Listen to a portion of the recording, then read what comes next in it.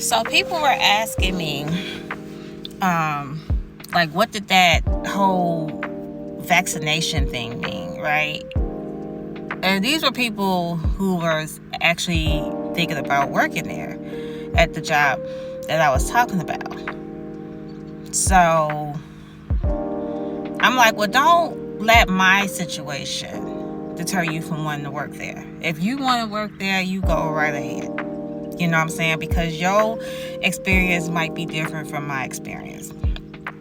Okay, so I don't want you basing your decision off of what I went through. I know the reason why I went through a lot of that stuff was because I am quiet. I am an introvert. Like I'm just somebody who just don't really talk a lot. Like I might talk a lot outside of work, but at work I just don't. And I'm just more like a let me get the job done type of person.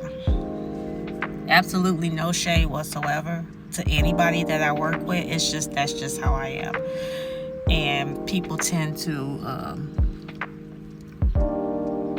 mistake that for me being stuck up, or me being a mean girl, or me thinking I'm better than everybody. Well, my thing is, you must think I'm better than you, because I never even thought no crap like that. I don't think anyone is better than anyone. Okay, so I wouldn't have thought that. But I mean, it didn't help that I was a good dresser, because I used to dress my butt off. We had allowance, and I used to dress my butt off up in there. And I'm cute. I don't care. I'm cute. I'm a chocolate cutie. Yep. So they asked what that was about. Okay. So what happened was there was South Suburban had, I think I mentioned all this though. But anyway, South Suburban had the National Guards there, and they were giving people the vaccination. So, and this was for the public, you know what I'm saying? Everybody was able to go. It's just that it was like a long list, because everybody and their mama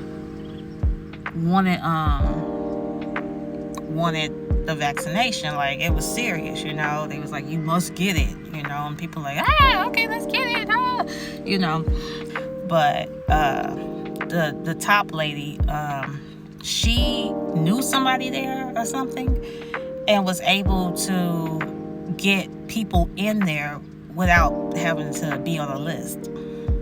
Okay, so because again, she's a powerful woman, she know people, she got connects, so she knew somebody there, and she was fitting her people in.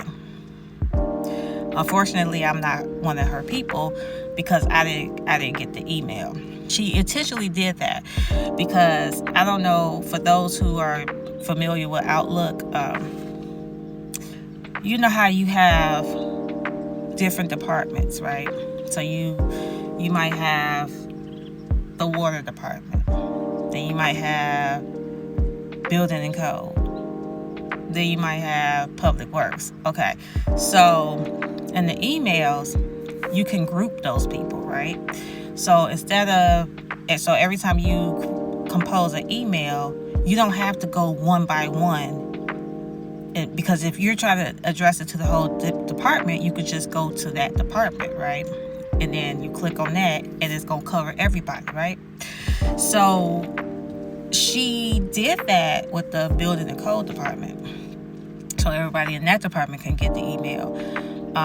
But then when she got to my department, which was the clerk's office, she did one by one. Because she know if she had did clerk's office or water department, whatever she got us under, I would have got the email. But she didn't want me to get the email. She took valuable time out of her schedule to go one by one and send each email to each person in that department, as opposed to putting clerk's office. So that way I could have got it.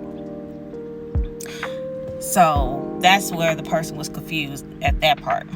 Then after that, I told my immediate manager what happened, and she was like, well, what you want me to do? And I'm like, well, can you talk to her? Like, what? Why am I left out? Like, what's up with that? Once she spoke to her, the top lady had said to her, oh, I'm sorry. My apologies, Michelle. Can you forward that to her? Like basically, like, I'm not sending it to her. I did what I did on purpose. I'm not sending it to her. And she apologized to Michelle, not me. Okay. So when I saw the original email, that's when I knew this how it went down anyways. But she literally, when she got to my department, she did one person at a time, because she did not want to click the clerk's office, because if she clicked that, I would have got the email. And I'm like, golly, this chick here is evil. Wow. I wasn't in the first round because I was still debating if I even wanted it, because I'm like, I don't know about this. What I'm shooting stuff up in I don't know what this is, and I don't even like needles either. So I'm like, wait, let me see how these other people are after they get it, right? Like, I'm gonna let them be guinea pigs for me. Like, I want to see how they react to it. So I decided to wait. So most of the staff, or most of the people in my department, had went that day. They all went, I don't know, I think it was that same day, because if you signed up for it, she was able to get you in that same day. It's like she must have called somebody there and said, okay, I'm sending 3 people there, and they're like, okay, well, send them now, and that's how it went down. So the second time, I wound up being, I put myself on the list. I'm like, I want the shot. Let me get the shot. Because I was thinking about how I'm touching all this nasty money, and, it's, yeah. I mean, I'm like with the public a lot, you know what I'm saying? So I'm like, let me go ahead and get this, because if I get COVID, I might not make it because I got health problems. After I signed up for it, that same day, 2 of the employees that signed up the same time that I did, they got called that day.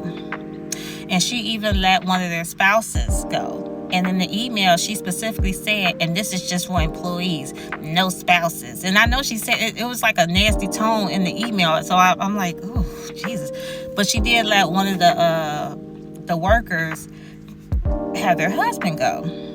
And I'm like, oh, okay. So your heart is red somewhat.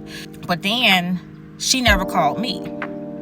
And at that particular, like at South Suburban, one of the people that went, they were like, the one that brought her husband, she was like, I called my daughter to go up there because they got so many vaccinations. They telling everybody, if you know somebody and they 30 minutes away, have them come up here. So I had my daughter come. And I'm like, wait, what?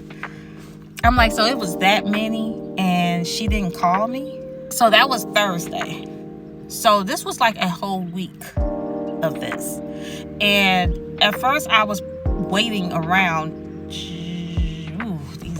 these bees, just to see how long it would take her to call me. But honestly, she was not going to call me. She was not going to call me. And if I had waited, it would have been my luck that I caught the stuff, right? Because again, I'm dealing with all this money. Yes, I'm using hand sanitizer and all that, but there's people who was super careful and they still caught it. So, I'm just like, well, let me go ahead and get this shot. So I went up there, got my shot, came.